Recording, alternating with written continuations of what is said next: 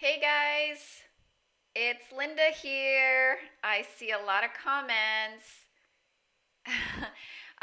Just as always, my internet is a little bit lagged when I do these live streams, and so you're gonna see that if I read your comment, it might be a little bit behind. But how are you guys doing? I see that there's a lot of people right now. Super exciting. Let me know in the comments if you are someone who has been struggling with the idea of how to sell yourself, and tell me what your issues have been. I'd like to see them as we go along today.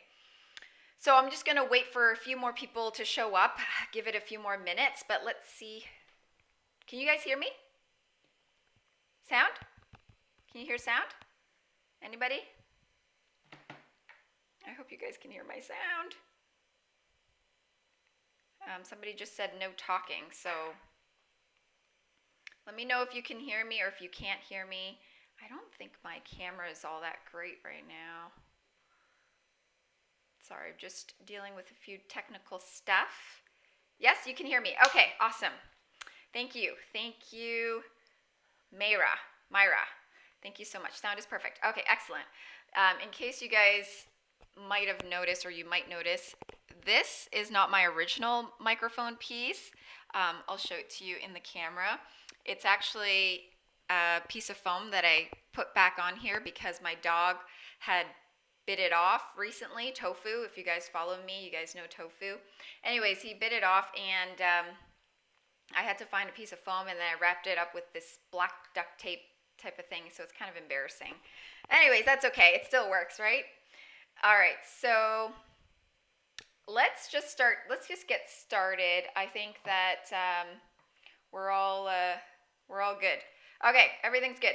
All right, so let's dive right in. So today I am going to teach you how to sell yourself to recruiters, hiring managers, and employers to get a job offer. I know that if you guys are here, it's because you've been watching my YouTube videos. You probably have joined the Ambitious Professionals Mastermind Facebook group as well, which is an awesome group of other professionals who are helping each other out. And if you haven't joined it, you definitely should. I highly recommend it.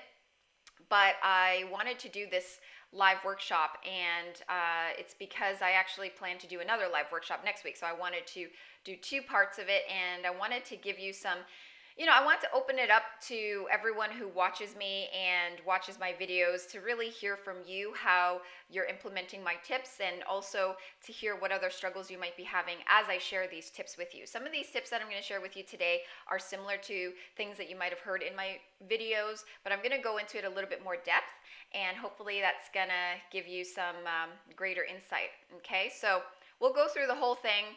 I don't want to take up too much of your time. Hopefully this will only be 45 minutes if I'm quick, but usually I like to answer questions and things, so we'll see what happens. All right, so Miriam just said I'm not seeing or hearing anything. I would say refresh, Miriam, Mary M, and you'll be able to see it. Okay, so let's get moving. Oh, before we begin, I wanted to say this one thing though. Before we begin, I wanted to mention that today is part one of my free workshop series. So I didn't mention this before this, but this is part one. Next week is part two. And part two is my live resume mastery workshop. So if you guys have been hearing me talk about top-notch resume, hearing me talk about writing an excellent resume, an attractive resume, all those things, you definitely want to consider attending this live mastery workshop, resume mastery workshop. It's a long name. It's going to be next Wednesday, May 30th at 8 p.m. Eastern, 5 p.m. PST. Oh, sorry, that should say PST, 5 p.m. PST if you're on the West Coast. And it is not going to be on YouTube. This is on YouTube, but next week's workshop is not going to be on YouTube. So that means that you do have to sign up for it. And so where you would sign up is at lindarayner.com/mastery. And all you have to do is just click lindarayner.com mastery. If you want to, you can do it right now. I'll give you a couple of seconds to just jump in there and sign up for it, register for it so you can save your seat for next week, Wednesday. We're going to have part two of this workshop series happening. All right, so I just wanted to mention that. Let me keep going. Oh yeah, so there you go. Register here, lindarainer.com/mastery. Fill in the details. This is what it'll look like. You'll see this. You'll see this. First name, last name, email address. Very simple, and that's just because you want to get the link. I have to send you the link to where to attend this workshop because it's not going to be on YouTube. So it is quite exclusive. So unless you sign up, you won't actually get access to it. It's not just like a YouTube live class. And oh, this is the first page. So if you go to lindarainer.com/mastery, this is what it looks like. You want to click on Save My Seat, and then you'll enter the information. Okay? All right, so let's just jump right into it, guys. So, how to enlarge because I'm too small, Jay. The reason why I'm small is because I just wanted to show you guys the slides. Do you guys prefer that I show my head a little bit bigger? I can do that, but I think it's going to cut into some of the slides. So if you guys have trouble reading the slides later, I will let you know. Okay, I'm making it bigger. Let me know if this is better for you from a viewing standpoint. Okay, so tell me in the comments if this is you. Let's get right into it. I know I have to sell myself better, but in order to get a job, I know I have to sell myself better in order to get a job, but to be honest, I really don't know how. Type me in the comments if this is you. Type me in the comments. Guess who's growing says me. I love being on YouTube because I love seeing people's names. Lola says me. Joanne, better. Bryce, me. Okay, better? Yeah, my video's better? Okay, great. So, yeah, I know I have to sell myself better in order to get a job, but to be honest, I really don't know how. Oops, looks like I am losing you guys a little bit here. Okay. Sorry, guys. Technical difficulties. We might experience this as we go along. All right, lots of people are saying me. Good. Let's talk about that. Let's just dive right in. Let's actually talk about what does selling yourself mean. Okay, I think a lot of people have different opinions of what they think selling myself means. And so I want to really first give you a clear idea of what that is, because the truth is there's a lot of things that it is not. And I think a lot of people think that it is the things that it is not. So let me get into that. Selling yourself is not, okay, there's a long list. I made a long list. 1, it's not about begging for a job.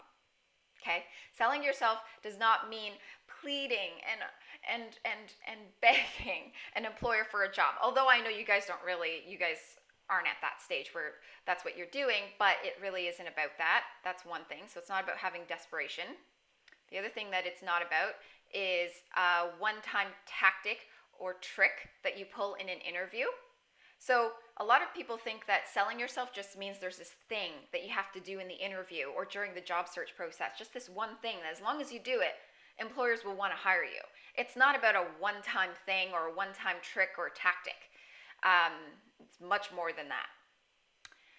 Selling yourself is also not memorizing sentences, scripts, or phrases to say to a particular employer.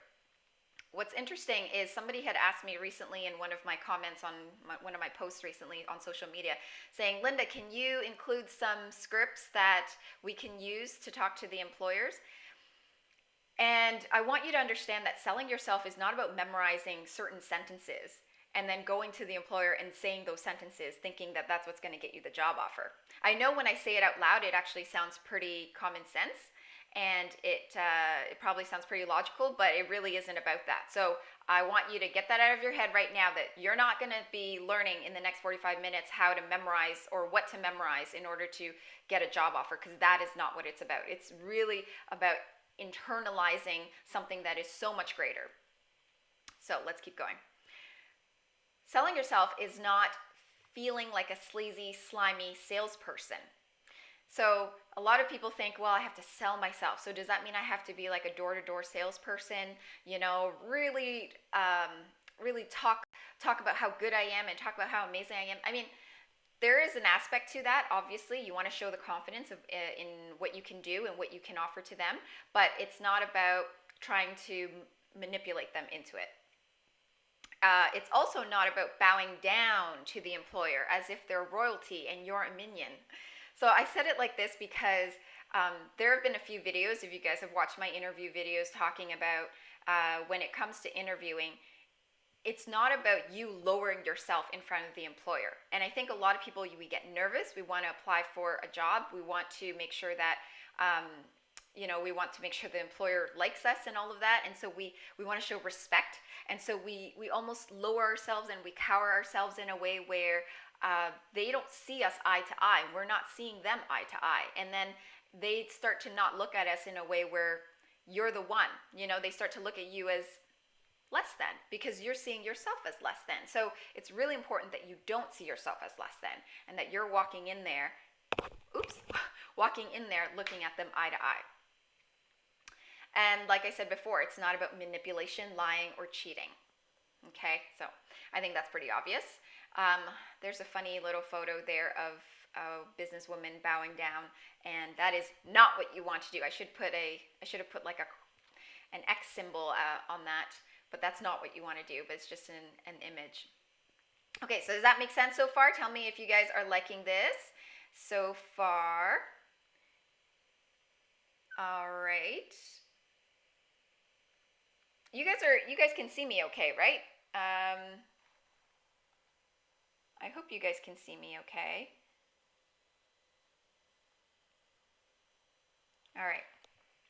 Let's keep going. Selling yourself, another thing that's huge. Selling yourself is also not something that only occurs in the interview. That's a big one.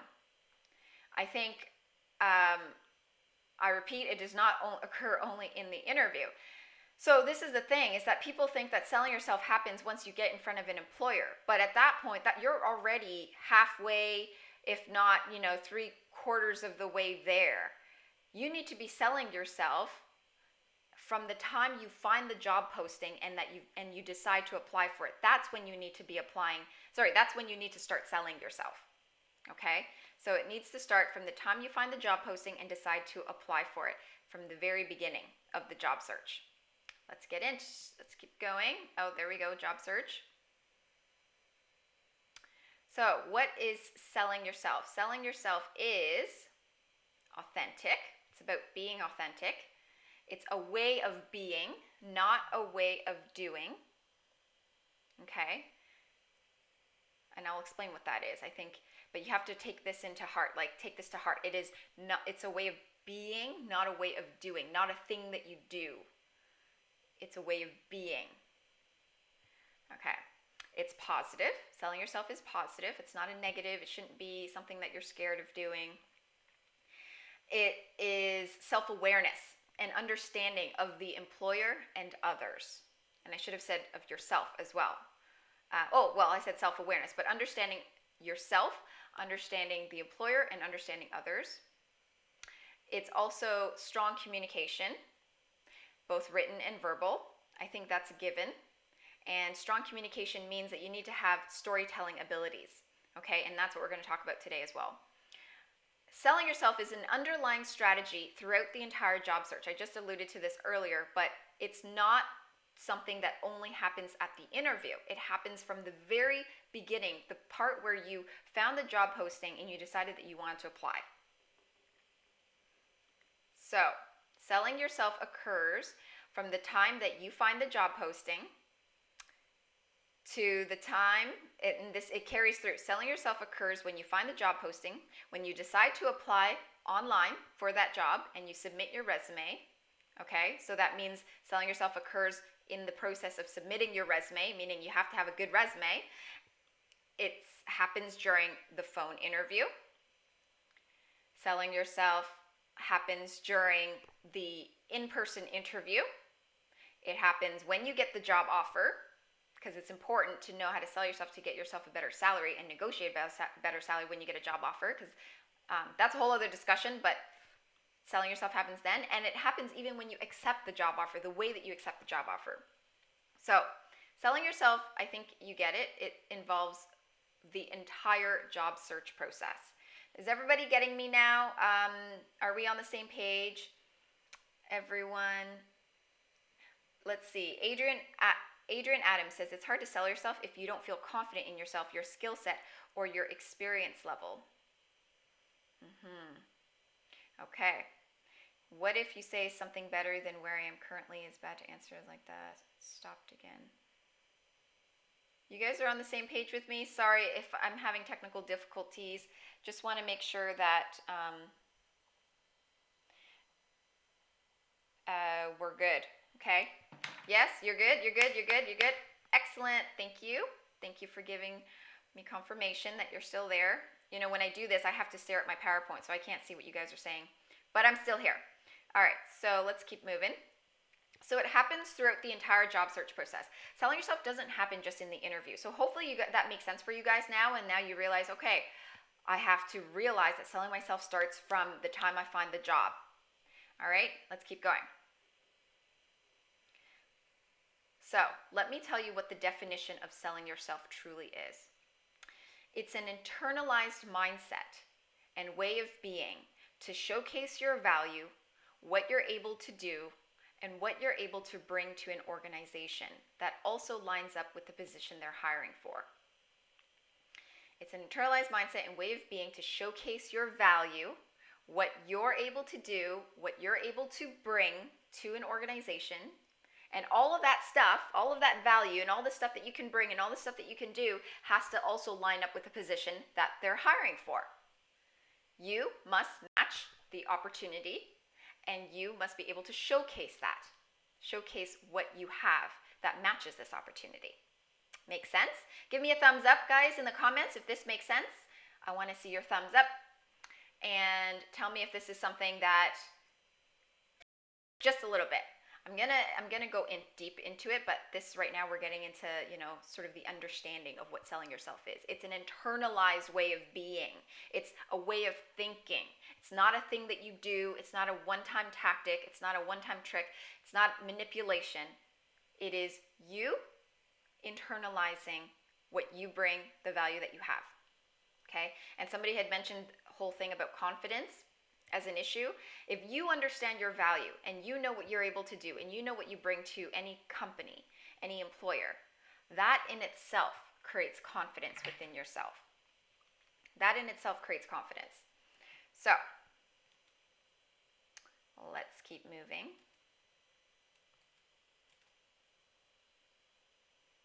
All right, let's keep moving. Good, yay, makes sense. All right. Step 1.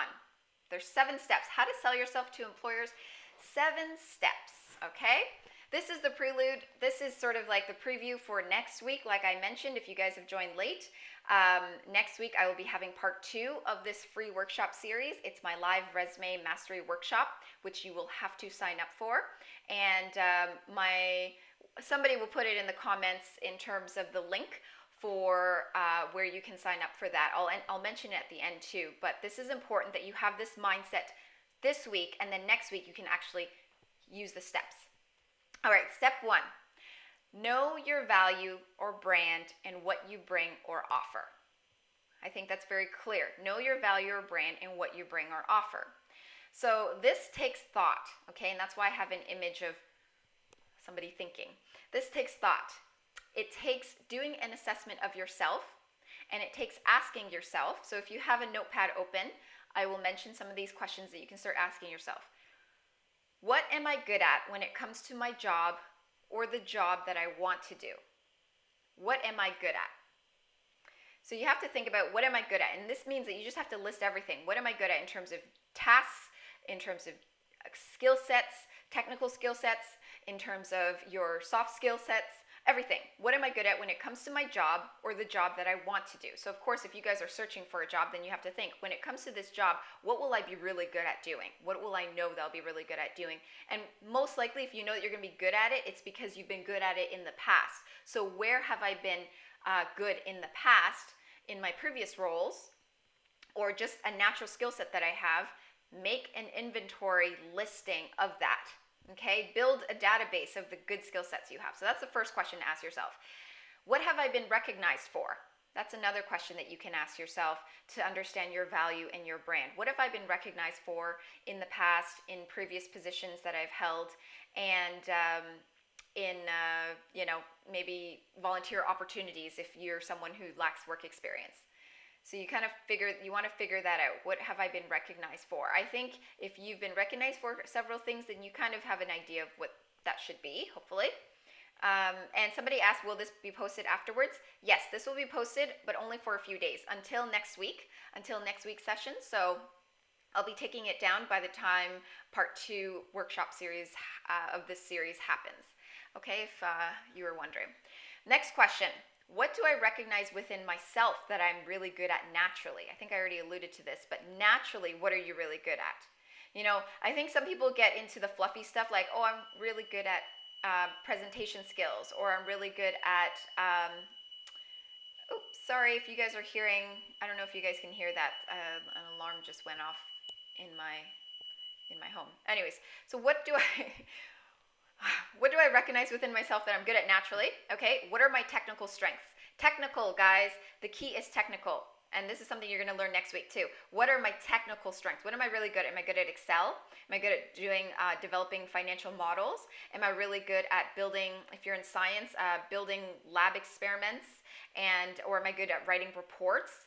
Am I good at doing research? I mean, so many different things that I'm sure are relevant for the job, so you have to think about that. That's step 1. Give me a thumbs up if you guys understand step 1, if it makes sense to you. Okay, let's keep moving.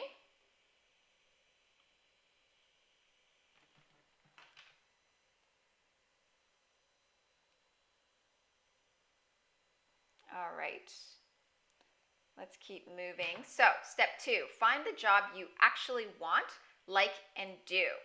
This is an example of a job. I mean, you guys know that I'm a CPA by training, and so I use a lot of accounting, financial, random type examples. But that doesn't mean that you should only be looking at these opportunities, obviously, if you don't specialize in them. But this is just an example of a job description. So you want to find the job that you actually want, like, and you know that you can do. So after you've done step 1 and you've evaluated your abilities, you need to find job descriptions that line up to that. So you go on Indeed, you go on LinkedIn. If you're in Australia, you go on Seek.com. But actually what I've been noticing with my Australian clients, Seek.com, some of the job descriptions aren't as super detailed. And it's important that you actually look at other job boards to see what kinds of job descriptions exist out there for the type of position that you want. Because you want to be able to see really good, solid job descriptions. You don't want to be looking for, rinky-dink, like one-liner job descriptions. Even this one that I have, honestly, this one that I have posted isn't even the best. There's a lot more that can be included in their job description. But just letting you know, you definitely want to start looking for job descriptions. Pay attention to the job descriptions and notice the patterns and commonalities of what they're looking for. This is where you have to use keywords, okay? And you have to identify what are the trends, what are the things that they really want out of this individual. You want to start picking up on that. Selling yourself, I have to tell you this, selling yourself is much easier when you know exactly what the employers want, and what the employers want are right front and center. They're right in front of you, just on the job descriptions. That's what employers are looking for. Okay, so I mean, that's one aspect of it. There's a whole other aspect that I'll talk about.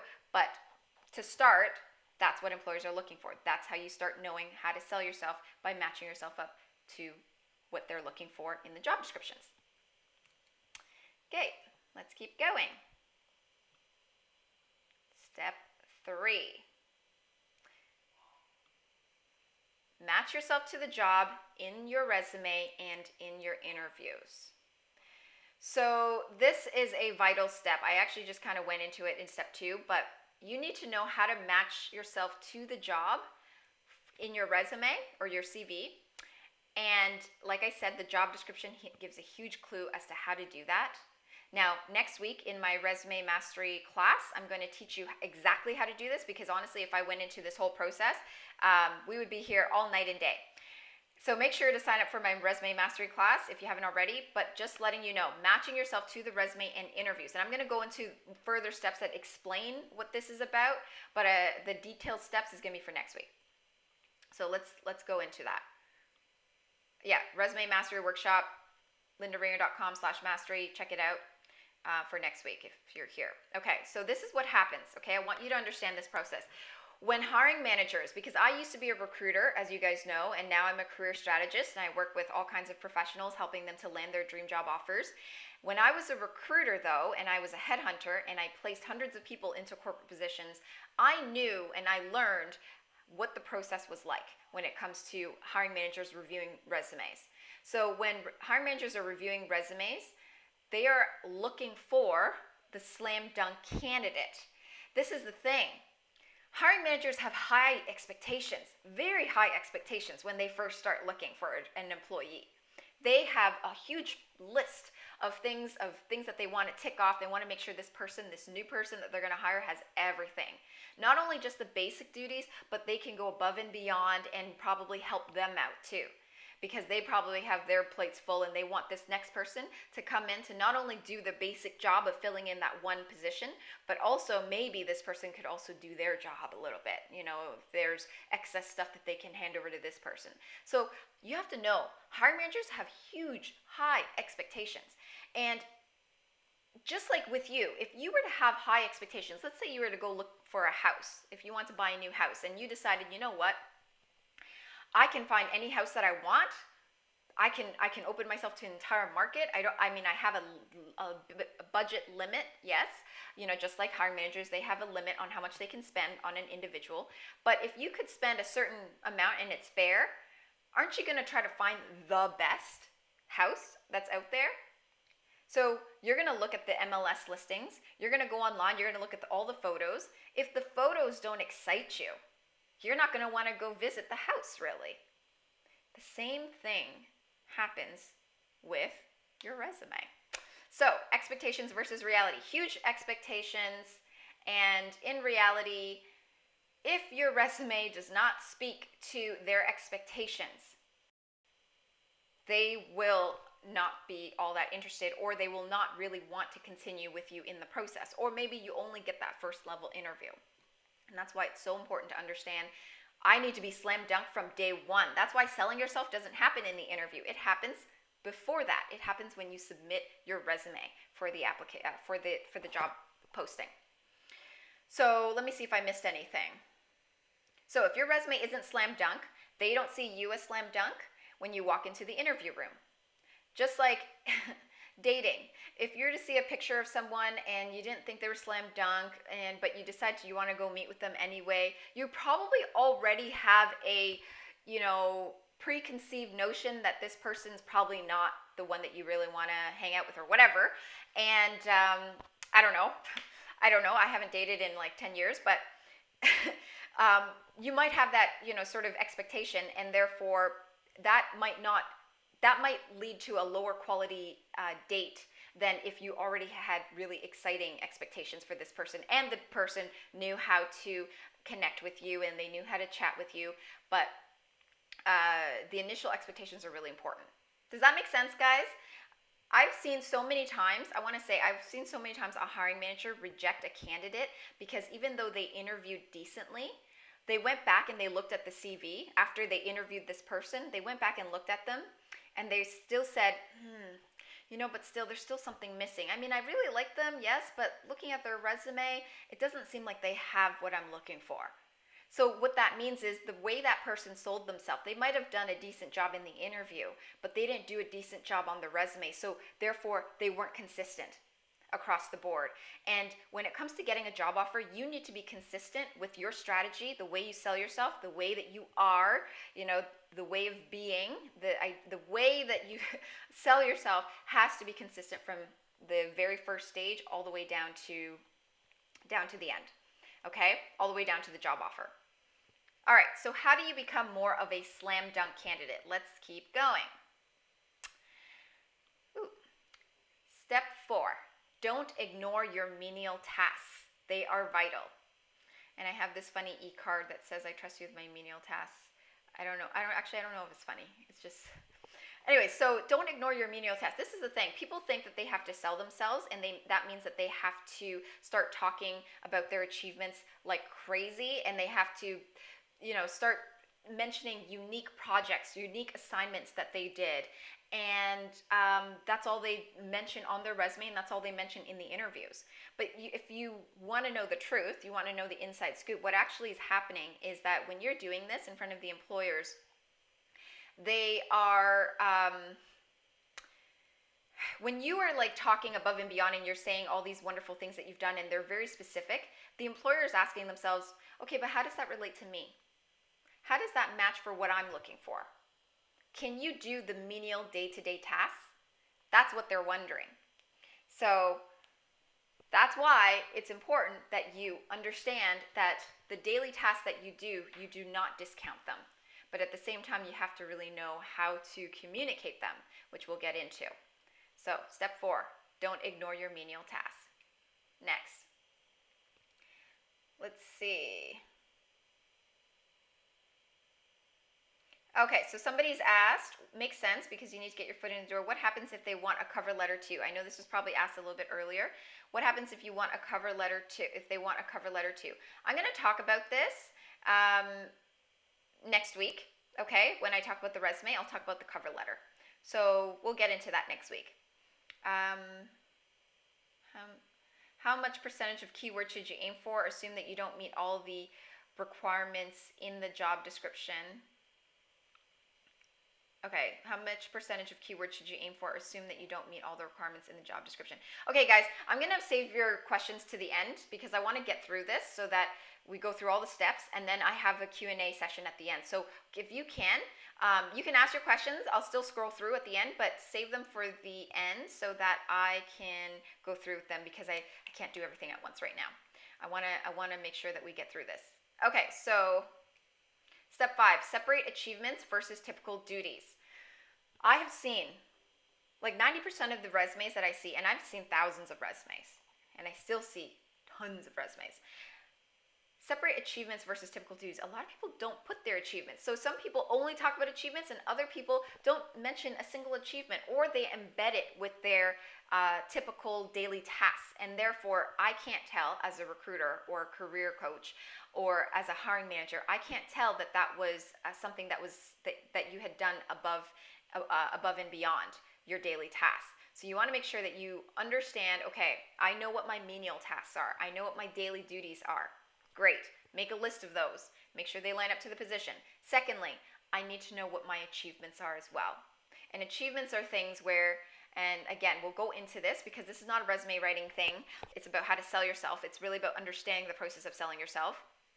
But understanding achievements means knowing what have I done where I've saved time, saved money, improved processes, things that I've done where, yes, it might have been a daily task, but it resulted in something amazing. So even if it was something small, it doesn't have to be something that is crazy. You know, there's a lot of people out there who are overly humble about their abilities, and they'll say, yeah, I did that, but you know, that's just part of the job. Why? And you know, it's like, well, you need to have that on your resume. You need to have that on your resume. You need to also mention that in your interview. Because if you have it on your resume, having the resume laid out in a way that is compelling and attractive is what's going to get you to be able to interview in a way that's also compelling and attractive because you've done the dirty work. You've done the legwork of figuring out what is my brand? How am I showcasing myself to them? That's why it has to be consistent. You can't have a mediocre resume and then go into an interview and, you know, yes, connect with them really well, and expect that they're going to think that you are the number one candidate. In some cases, they will, if you're lucky, but in a lot of cases, hiring managers have choice. They're interviewing you, and they're interviewing 10 other people. And if these 10 people still don't match everything on their list, especially if it's a newer job posting and they're being super, super picky, then they're going to say, okay, forget those 10 people, let's keep searching. And that's why you see job postings up for months and months at times. Okay? So,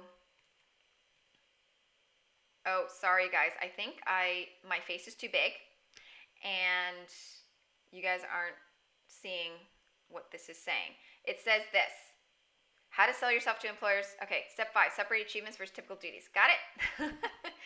All right, so let's keep moving. Let's keep moving.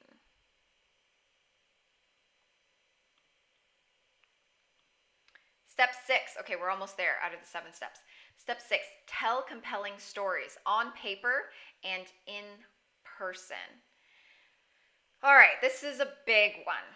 Storytelling, communication. How do I make sure that people see me as somebody that can do the job, that presents well, that can communicate well, that connects with the other person? And this has a lot to do with your understanding of what hiring managers are wanting when they're looking at a resume, and also especially when they're interviewing you.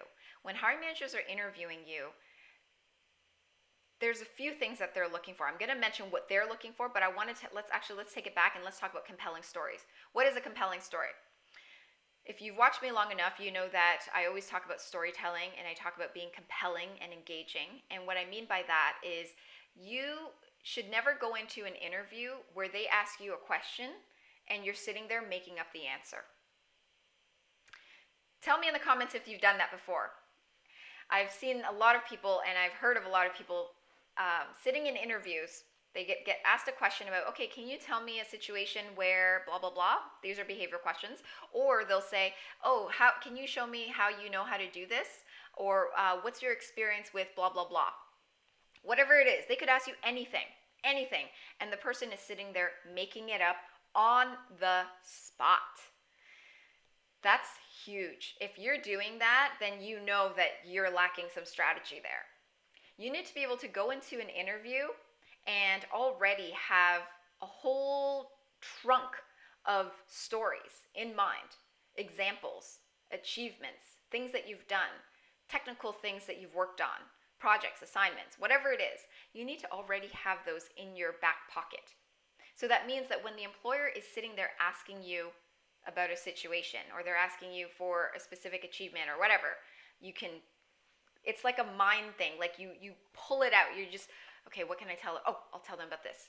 Like it's improv, but it's not improv, because improv is that you completely don't know what you're gonna say. But instead, in this case, you've prepared and you have to be able to answer on the fly, and you're not sitting there making things up. Okay, I've seen that happen so many times. That's why I know this. Tell me if this is something you've done, if this makes sense, that you should have these stories in your back pocket. Tell me if this makes sense. Somebody said it's so hard being an introvert. Somebody said it's so hard being an introvert. I know it's hard when you're an introvert. I understand. I'm an introvert. People don't believe it, but I am. I'm actually very much an introvert. Are you guys having issues with the internet still? Somebody says it's lagging. Why? Why does it keep lagging? Why? Why is it not? Okay, sorry guys. I'm actually going to do, well, I don't know what I can do right now. I don't know why it's lagging. Are you guys finding it lagging? Anyways, hopefully not. Okay, so if you are, put in the comments, because I'm not seeing it live necessarily. It takes a little bit. It does lag for me, but all right. So compelling stories on paper and in person. Does that make sense? Yeah, it does lag a little bit. If it's a real problem, oh, it's their internet, not mine. Oh, okay. All right, sounds good. It's not my problem. All right, if you're lagging, you need to increase your internet speed. All right, let's move on. So telling compelling stories. Now, I want to tell you something about that. Even with compelling stories, these hiring managers are trying to determine something else. Remember, I always said I'm going to tell you what they're really looking for. Even when you have really good stories, so that's your work. That's the work that you have to do. You have to have stories in your back pocket to be able to bring up and be able to share to these employers. And you have to prepare them ahead of time. Oh, and one thing about telling compelling stories, make a note of this. It's a method I use called SAR or IAR. SAR, IAR. S standing for situation, A standing for action, R standing for result. If it's IAR, it's the same thing. Issue, action, result. It's similar to the STAR method, but I make up my own acronyms. So SAR or IAR, okay? If you want to figure out, all right, I want to talk about this one situation, put a couple lines about what's the situation, put a couple lines about what action steps you took, and put a couple lines about what the result was. There you go. Bam, that's one story. Memorize it. Not really memorize it, but internalize it, and then that's the story that you'll be able to share in case they ask you anything in and around related to that particular duty or that particular task or project or technical skill set. Okay? So that's a quick tip for you there. Now, let's move on. What are hiring managers really looking for? Why don't you guys guess actually in the comments? I'm going to jump right into it, but first 5 seconds, what do you think hiring managers are really determining when they are meeting with you in the interviews, and also when they're reading your resumes to bring you in, considering to bring you in for the interviews? What do you think that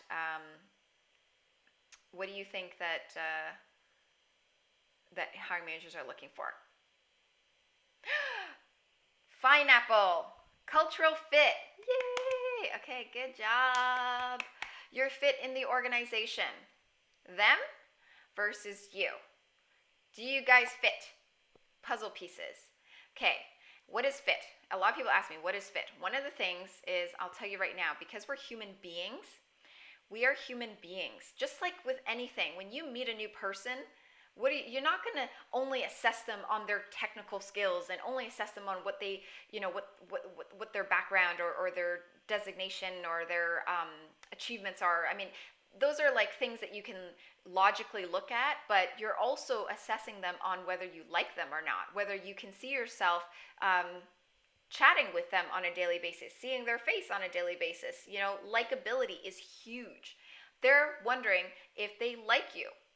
They're looking at your personality. So that's why selling yourself is about being authentic. Because the truth is, there is an opportunity out there for everybody.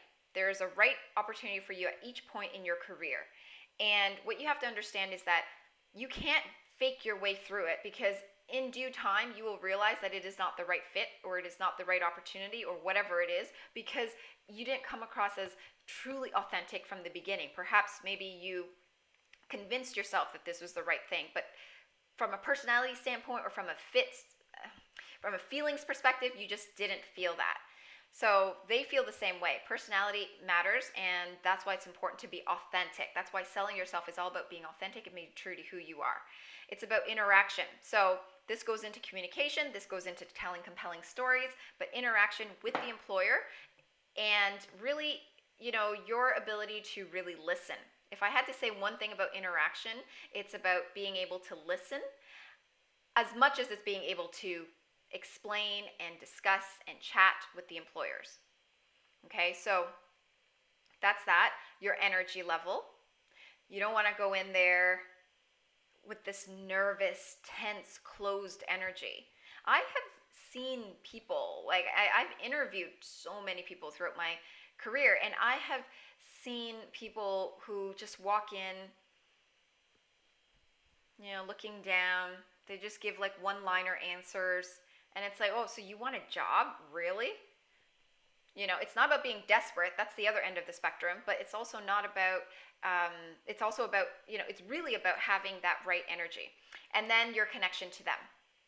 So if you're too caught up in yourself, if you're too caught up in your fears, your nervousness, your worries, your insecurities, if you're too caught up in the belief and idea that you are an introvert and it's hard for you to communicate, it's hard for you to tell stories, it's hard for you to interact, it's hard for you to connect, guess what? You're putting yourself into this vacuum where you're closed off and you're not able to open yourself up. You won't have any energy left to connect with the person across the table from you. So this is something that is so key. I mean, today is more about a mindset shift rather than a do this, do that kind of thing. It's really about understanding what selling yourself is. Selling yourself is about being authentic, true to who you are, having the right energy, being able to connect with someone, genuinely wanting to connect with the other person, listening to their question. And then when you're giving them an answer, you are looking them straight in the eyes and you're giving them a genuine answer that gives them what they need in terms of an answer, but more than that, it's telling them why they should care. Okay? That's in the interview. On paper, though, that already had to be the case. You already would have had to have done that. In the interview, that's That's where you are able to actually sort of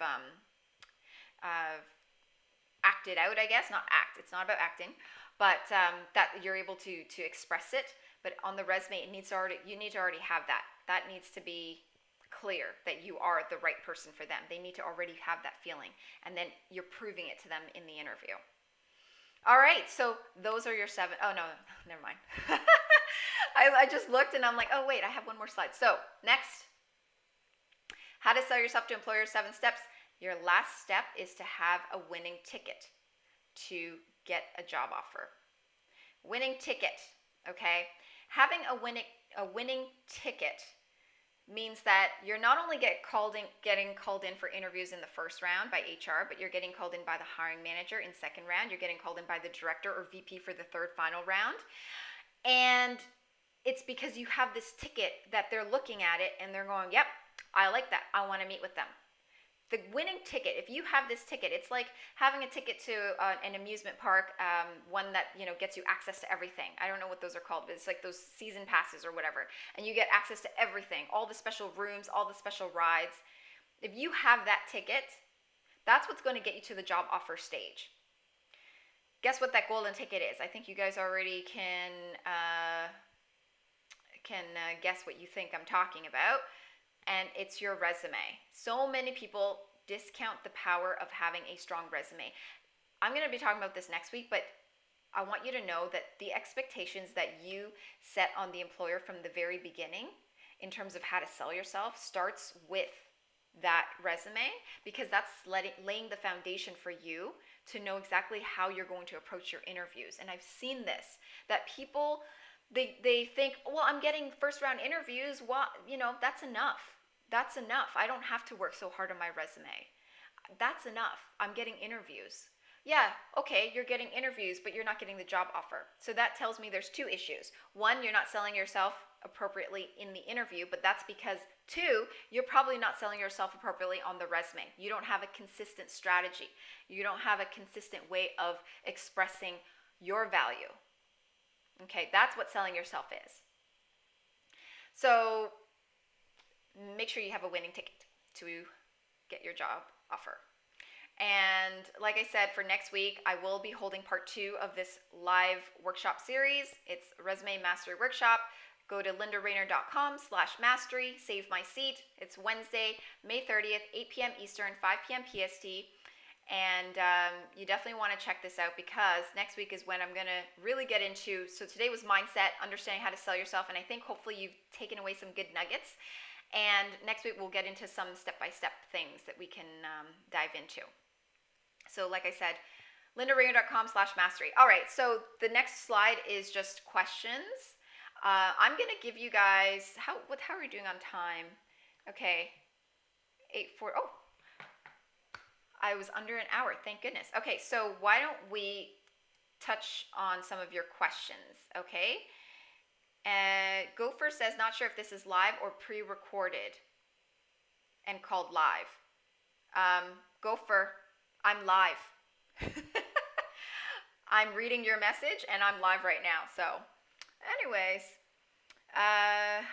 what's before energy level? Oh, what's before energy level? Let me see, Irene. Let me see. What did I say? Interaction. I said interaction. So likability, personality, interaction, your energy level, and connection to them. Okay? I hope that makes sense. I thought the golden ticket was a 1,000-watt smile. That helps. That definitely helps. But maybe that's the gold. No. Golden ticket's your resume. All right.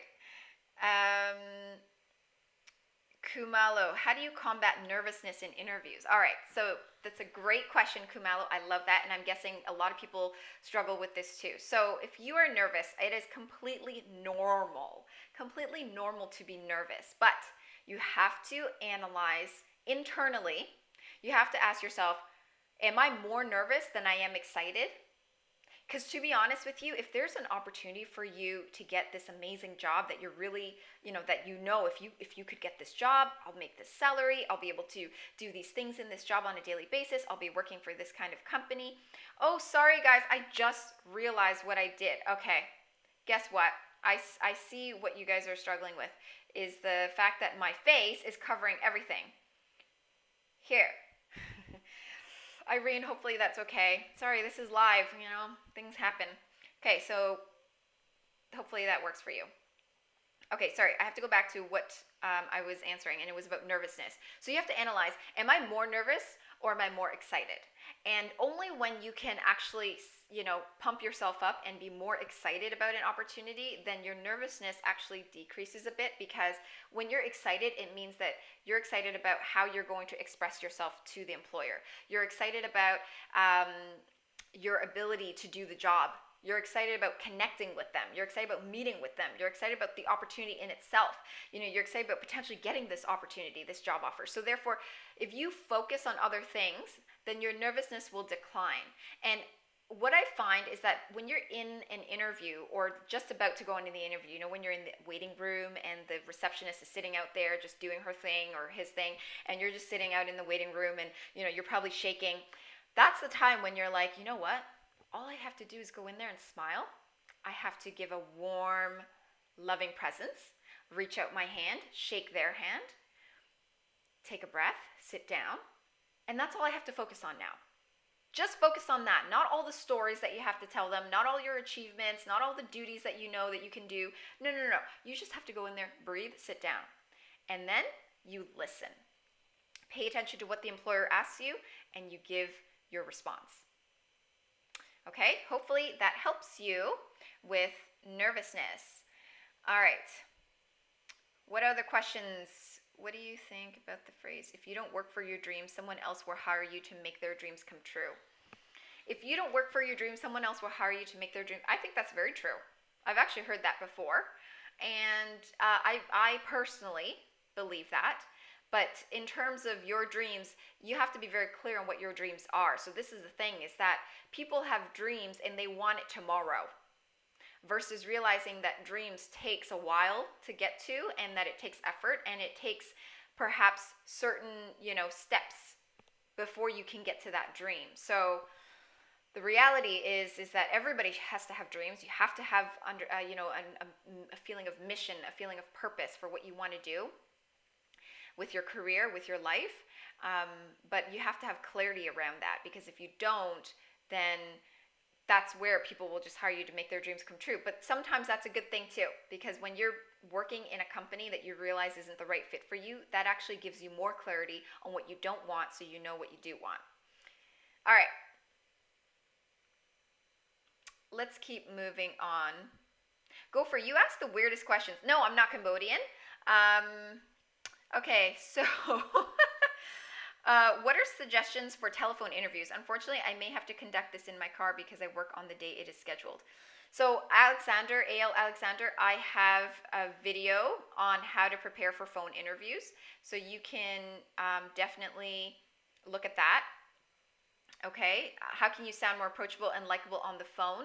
So I'll tell you this, the difference between phone versus in person is phone, you have to be more concise with your storytelling. You have to get to the point. And on top of that, your voice has to sound excited. So my trick is that when you're talking on the phone, talk with a smile. Even if you don't feel like smiling, just smile. With every answer they give you, smile. Because it's funny, but you can hear the smile in your voice.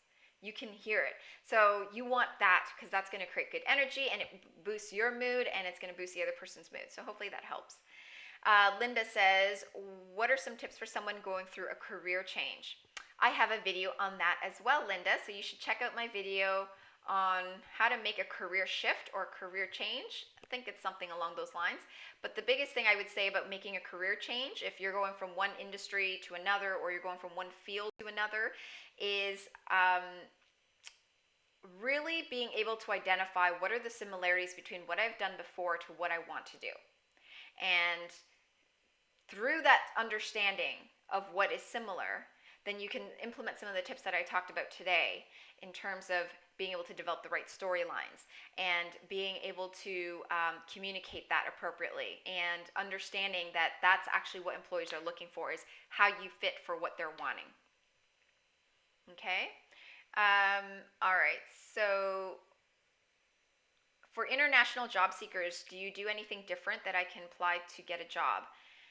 For international, I mean, to be honest with you, international is really hard if you're having to deal with visa issues and you're having to deal with permits and all that kind of stuff, which I don't really know too much about. I can tell you that there's no difference in how you apply. There's no difference in the way your resume should look. All resumes need to be attractive and compelling and engaging, and need to draw the employers in within those first 5 to 10 seconds. So you need to make sure your resume does that. It needs to be a golden ticket, like we talked about. And other than that, I mean, honestly, there is no other difference other than the fact that you have to get your permits and your visas, which I don't know anything about. So Strange Beautiful Music says, I joined late. What were the first 3 steps? Okay, you're going to have to watch, I'm sorry, Strange Beautiful Music. You're going to have to watch the replay. I'm keeping this video up for the next week, so feel free to watch it. It's going to be up right after I'm done, and so you'll be able to watch through it, okay? Lena, how important is it to ask questions to the hiring manager during the interview, and what kind of questions? Good question. It is important to ask questions, but it's important to keep in mind that you shouldn't ask too many questions. One thing to avoid is interrogation. Do not interrogate the employer. Oh, so what's your problem right now? Okay, so I understand when you want to ask about pain points or what are the issues, but you want to make sure that you frame it in a way. So one example of something that you can ask is, what assignments or projects would I be able to get started on right away if I was to work here? That is a great question to ask, because it's not about asking them, what are you guys working on? Like, how far along are you in your process? Like, how's the company doing? It's not about interrogating them in a way. It's more about asking, what can I do for you?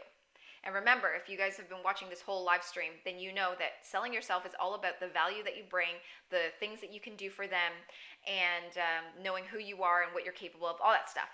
So asking that kind of question lines up with that, because it's showcasing that you want to help, that you can bring value, and that you're excited about potential tasks and assignments that they might have. And then what they're going to do is, after you ask that question, they're going to go blah, blah, blah. Oh, you're going to work on this. You might work on that. And you'll just be like, oh, that sounds really interesting. I'm excited.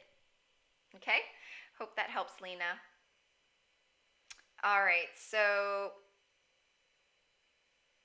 final question. I'm just going to answer the final question. Let me see. I'm going to see what some other questions have been going on. There's so many.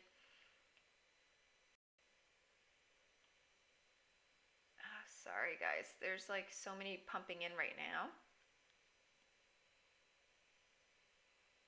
Oops.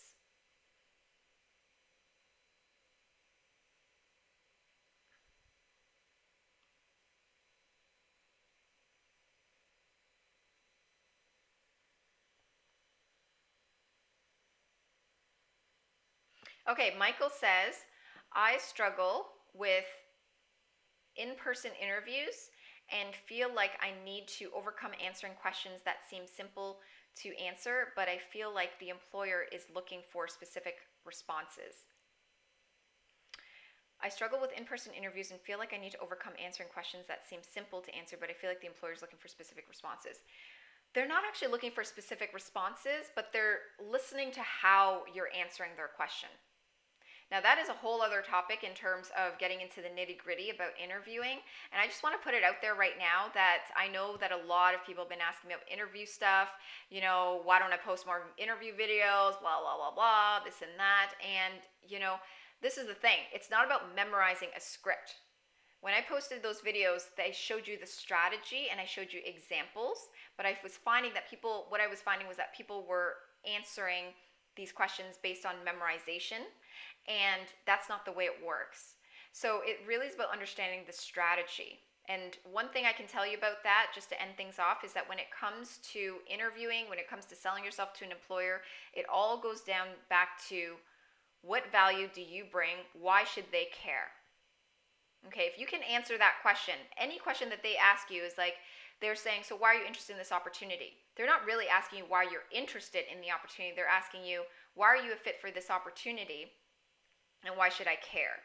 I know that's weird, but see, a lot of people say when they're asked, why are you interested? They'll say, I'm interested because I love your company. I love your products, and and I'm a hard worker. And they give very fluffy responses, and it's just not, helpful. So I would say understanding the interview strategy just basically means, sorry, I'm just going to go to this slide again so that you guys don't forget to register.